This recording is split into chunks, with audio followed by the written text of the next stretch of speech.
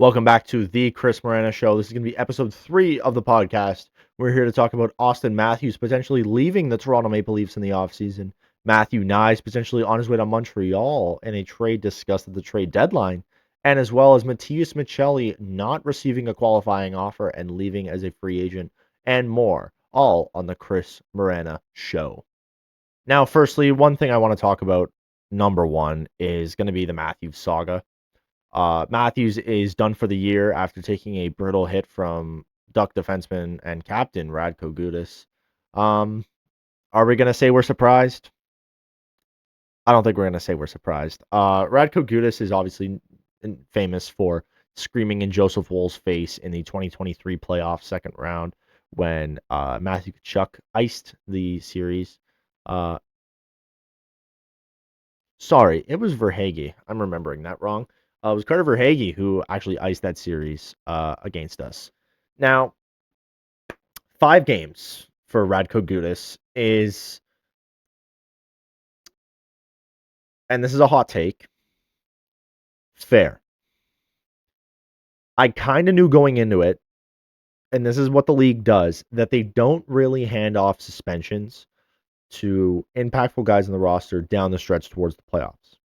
Doesn't really happen unless it's like a super serious offense in terms of gambling or PEDs or something like that. Now, as a Leafs fan, is 5 games enough? No, my captain's done for the year. As a hockey fan, is 5 games enough? Would have loved to see 7 or 8. As a hockey fan, have I grown to expect that? No. I've grown to expect the Department of Player Safety to undermine what a player's actions cause and do, and therefore undermine the value of the suspension and or consequences. So, based on what I've seen in the past, is 5 games enough for this? Yes. As for Austin Matthews, it's very, very, very unfortunate that he's done, and it's a grade 3 MCL tear to his knee and a quad contusion. That really sucks. Already given his injury history, it's not great. However, I think this is he can use this time, just kind of being an optimist, he can use this time to recover on the other injury that clearly has been bothering him for many years now. Just get healthy, man. Just get healthy. It's that simple. Just get healthy.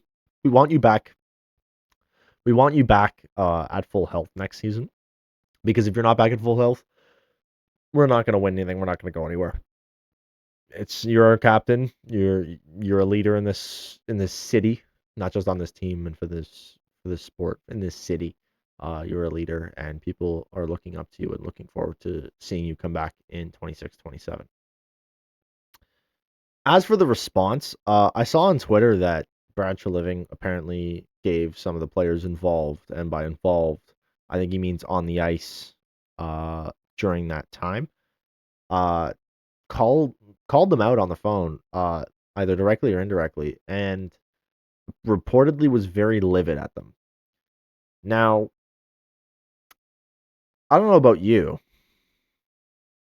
but if my boss had to call me and was livid at me because of something I didn't do,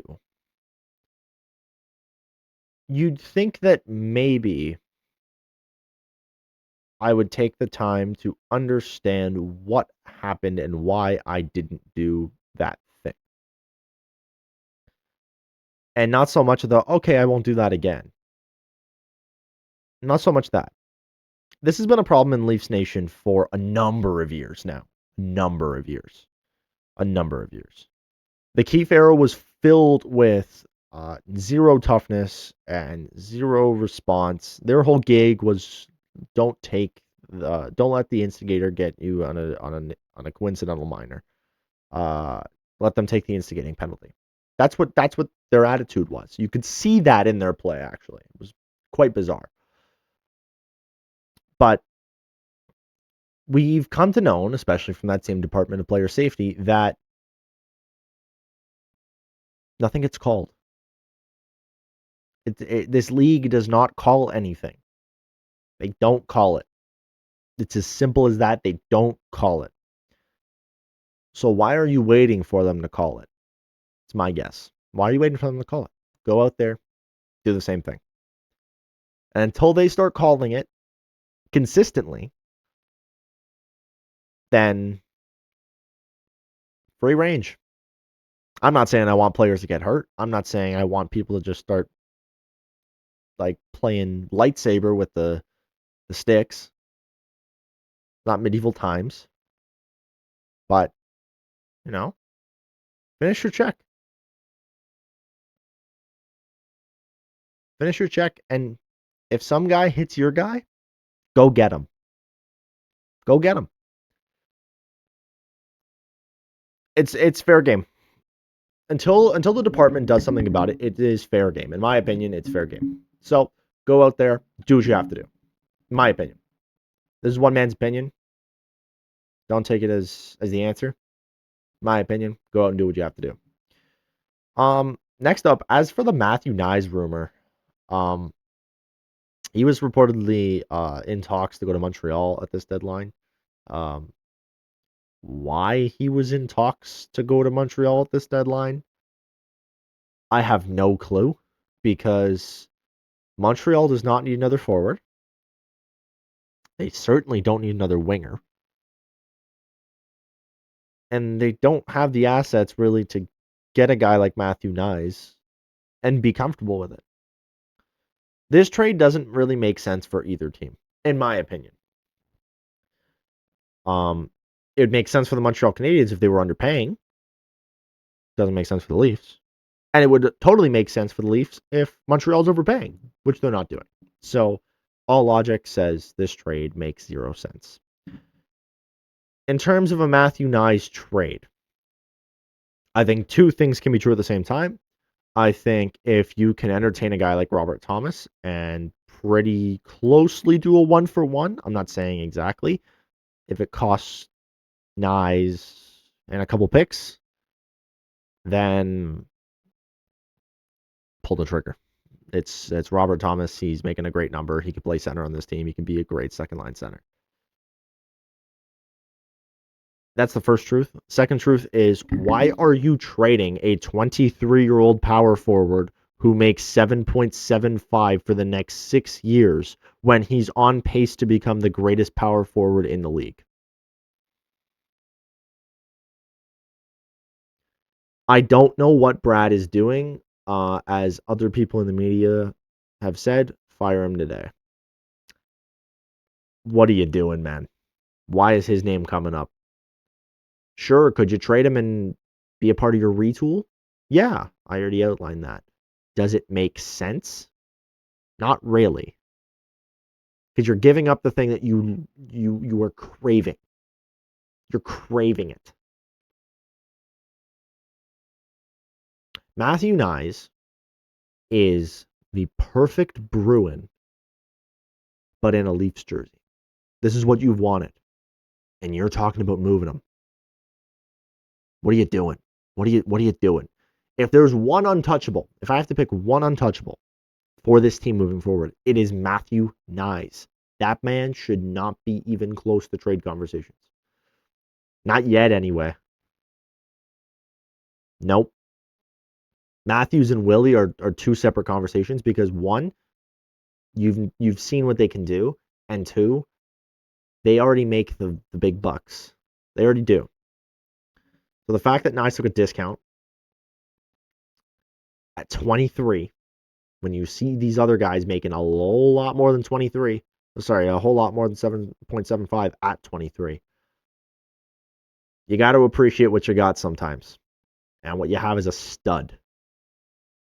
Matthew Knies is a stud, and don't let anyone else tell you different. That man should not be leaving the Leafs anytime soon. As for Brad Treliving, he spoke to TSN today talking about change in the organization. Where do I even start? You know what? I've talked down on him a lot. Another thing that was announced recently, which pertains to the same conversation, I promise I'll tie it back, is the Leafs signing goaltender Artur Akhimov to a 3-year, $900K per year deal. And one thing I will say about Brad Treliving is he has made the Leafs have. Gotta be careful when I say this. I'm gonna say it. They have the greatest goaltending depth in the National Hockey League. When it comes down to your minor league systems and your NHL systems, all around, 1 through 4, they have the best tandem. They have the best two tandems in the NHL, bar none. The only one that kind of comes close is the Avalanche. They have Blackwood and Wedgwood. I don't think they have anyone that special in their minor league systems. NHL tandem, for sure, give it to the Avs. No problem. No problem. Toronto's still up there for sure. No problem giving it to the Avs, though. 1 through 4, Leafs. Dennis Hildeby could genuinely become a fantastic piece, and Artur Akhimov is sliding by people's brains. He's sliding by people's rankings and sliding through heads. That man, go watch his highlight tape in the AHL. That man is a stud. I'm so happy the Leafs drafted him. I want to say that was a Kyle Dubas draft guy, I think. Another thing that came out today, along with that TSN press conference with Brad Treliving, was that the fact that the Leafs are most likely not going to be sending a qualifying offer to forward Matias Maccelli. And to that, I'll lead into my second segment of Brad Treliving. And Brad, what the hell are you doing? You gave up assets for this player. You gave up a third-round pick for this player. You decided not to trade him at the trade deadline as a pending RFA, and he's a pending RFA. You're going to play the song and dance with Nick Robertson for, 3 years? He requested a trade your first year you were here. You managed to keep him, but you're not going to give the guy who's honestly better a chance to receive a qualifying offer? Are you kidding? Are you kidding? The man's 25. The one thing you don't have is youth. That guy is fast and can play make. What do you mean? What do you mean you're not sending him a qualifying offer? What do you mean? You're going to actively pay Morgan Riley and Brandon Carlo and Max Domi, but you're not going to pay Matias Maccelli? Are you out of your mind? Like, part of me thinks he's asking to get fired a little bit. Both of them are, Berube and Treliving. What are you doing? But borderline, like, stupid decision to not do that. Borderline stupid decision. I don't know what is going through your head if you think that, they're not deserving of one. Unacceptable. He needs a qualifying offer and he needs one before July 1st. End of story. That's all I'm going to say about that. In terms of other guys that need to be moved, I think one guy you need to finally have the conversation with properly, thoroughly, and everything else is Morgan Riley. It pains me to say it. I love Morgan Riley. I have a signed jersey of his. I've had it since I was 10. He is, I think, my favorite Leaf of this whole century. He's got to go. I'm so sorry, man. I'm so sorry. You got to go.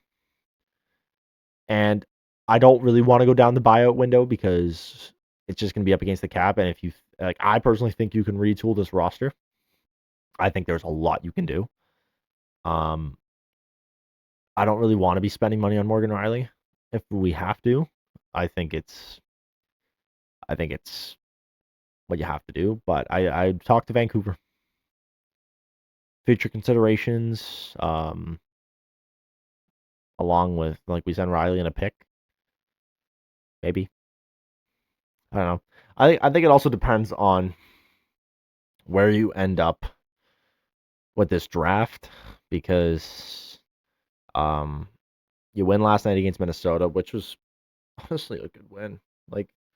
They played better without Matthews, which is weird. They played better without Marner. They always play better without a member of the core four, which I think was funny. And now they're going to do it again when Matthews is hurt. It's very interesting.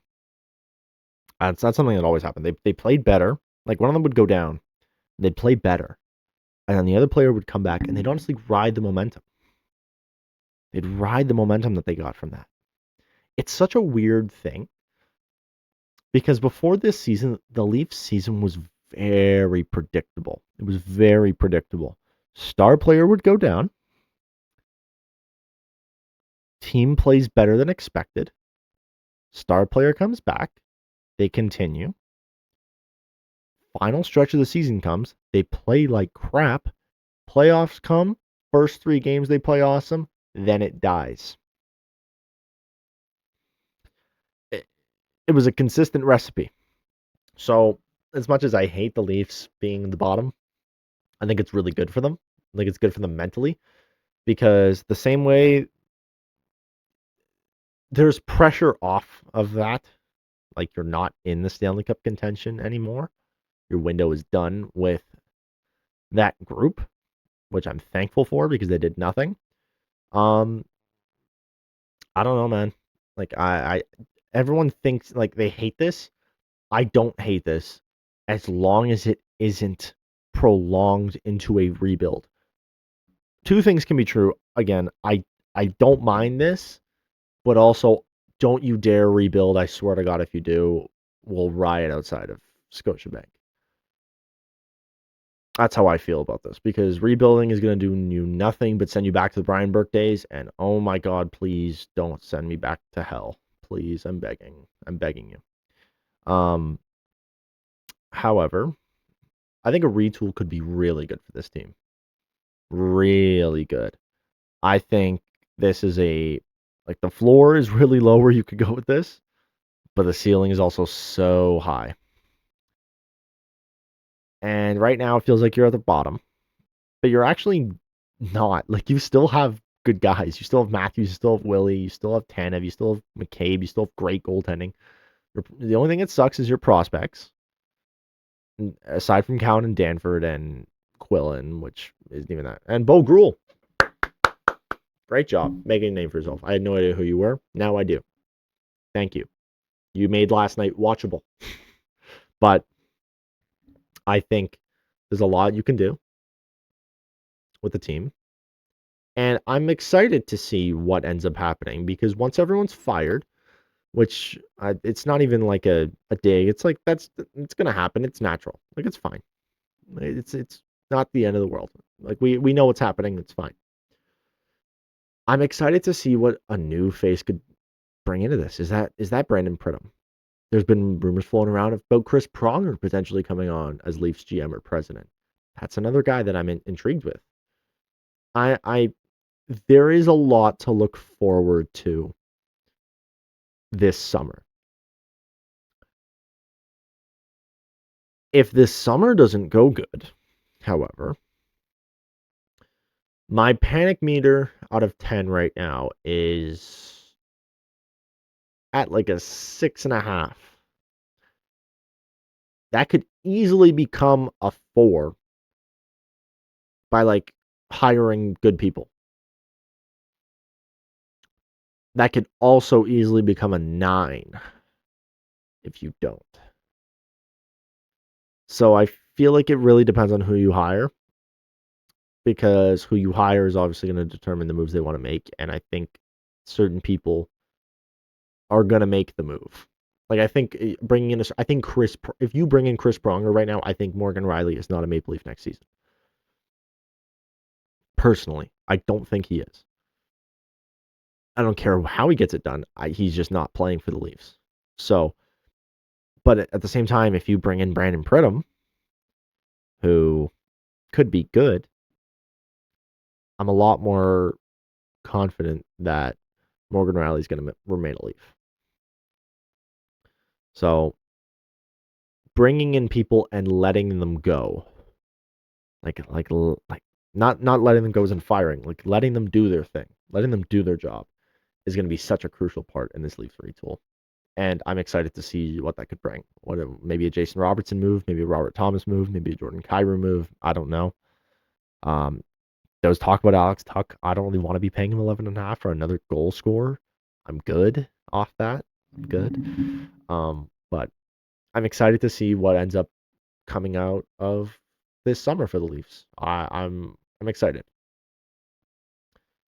And certainly that's a different take than what a lot of people are hearing, but the potential is there for this Leafs team. And I think with the potential being there, we can finally move past this endless cycle of just disappointment in the playoffs. Because at least if you're going to suck in the regular season, apart from this year, there's no buildup. There's no buildup. We know you're going to suck. We know what's going to happen. There's no with no buildup. There's less room for heartache, and I'm happy that I'm not going to have to go through it the playoffs. Would I rather go through it and make it to like the third round? Absolutely, but it was time for a reset, and it allows everybody to breathe a little bit. Everyone to breathe. Okay, we're not going. It's okay. We're not going. It happens. Penguins missed. Capitals missed. Tampa Bay missed. Teams miss. Take the pressure off. Exhale. Let management bring in their people. And let's see where we end up in September. Hey, you made it to the end. Thank you. Thanks for listening. This has been the Chris Morana Show. Please give me a follow at the Chris Morana Show on Instagram, TikTok, Twitter, and of course YouTube. Please like and subscribe. Till next time.